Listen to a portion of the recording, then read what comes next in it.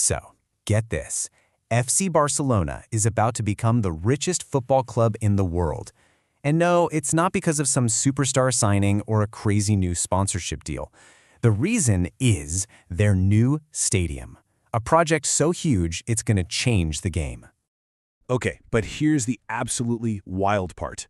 To build this thing, Barca is taking on another 1.5 billion euro loan. When you add that to what they already owe, their total debt skyrockets to 1.8 billion euros. That makes them by far the most indebted club on the planet.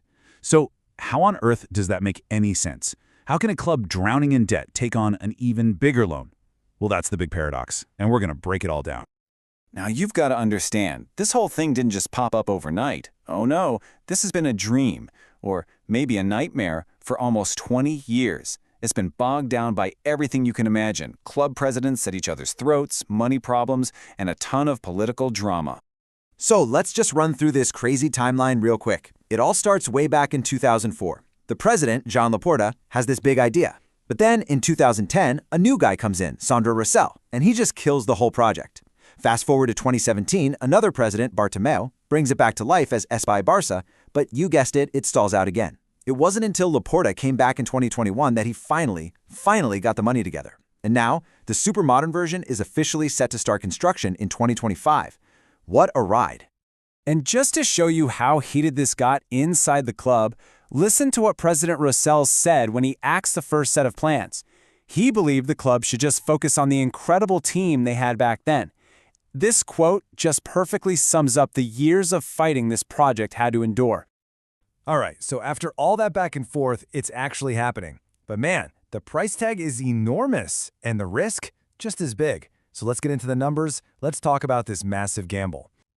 First up, the price tag for the project itself. We're talking a mind-blowing 1.5 billion euros. And remember, they were already in a tough spot financially. So you add this new loan to the pile, and their total debt swells to 1.8 billion euros. Just let that sink in. That officially makes them the most indebted club in all of football. And this isn't some loan they're going to pay back in a few years. Nope. They got the money from Goldman Sachs, and the payback period is 35 years. This is a bet that will affect the club for generations to come. It's huge. So you're probably thinking the same thing I was. Why in the world would a massive bank like Goldman Sachs loan all that money to a club that's already so deep in the red? Well, the answer is surprisingly simple. They're convinced it's a sure thing, a guaranteed winner that will pay for itself and then some, because they see exactly what Barca sees. This isn't just a stadium, it's a gold mine. You know, this whole renovation, it really wasn't some luxury upgrade. It was an absolute necessity. The old Camp Nou, as legendary as it is, was literally starting to fall apart in places. It was becoming a money pit, costing the club instead of earning. So the plan is to transform it from a place that's open, maybe 25 days a year for games, into a full-blown business and entertainment center that's buzzing 365 days a year. And the upgrades are just insane. The capacity is getting bumped up to 105,000, which will make it the biggest stadium in all of Europe. But check this out, the VIP seats. The old stadium had basically zero. The new one, it's going to be a huge moneymaker, expected to rake in more than 25 million euros every single year just from those seats alone. The tech they're putting in is straight out of the future. We're talking a 360-degree screen that wraps around the entire stadium. Solar panels on the roof to make it power itself. Think of the savings. And on top of that, climate control, a roof so every single fan stays dry, and a playing surface that's the best money can buy. It's all about making the experience perfect whether you're a fan in the stands or a player on the pitch. But here's the thing you really have to get to understand the money side of this. It's so much more than just a football stadium. The whole project is called Espai Barça, and it's basically a whole sports city, an entire complex built from the ground up for one reason: to be a non-stop money-making machine. The whole point of this complex is to get people to show up every single day of the year. They're redoing the museum, making the club store twice as big to grab all that tourist cash. And get this, the basketball arena is getting a 50% capacity boost so it can host massive concerts and events. That means it's making money even when there's no game on. Okay, so we've talked about the insane cost, we've talked about the incredible new features. Now, let's get to the good part, the payoff. Let's look at the numbers that make this whole billion-euro gamble look like a guaranteed win. And this is where it all clicks.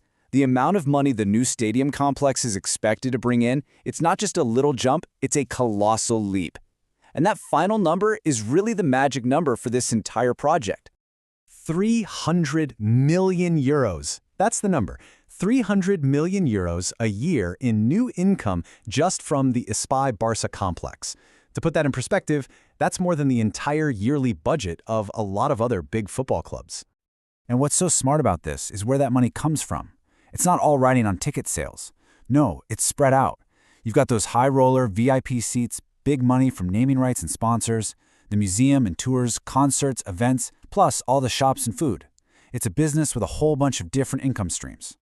And just to be super clear here, that 300 million, that's all brand new money. It's in addition to everything else they already make from TV deals, winning trophies, and shirt sponsors. This is pure extra profit that just launches Barcelona's finances into a completely different league. You know, the numbers are so good, so convincing, that it actually did something you almost never see in football politics. It got everyone to agree. Even Victor Font, the guy who ran against Laporta for president, came out and said this project was a duty and a necessity. He even admitted that if he'd won, he would have done the exact same thing. That's how you know it's a solid plan. So there you have it. Barcelona is taking on record-breaking debt to build a stadium that's designed to generate record-breaking profits.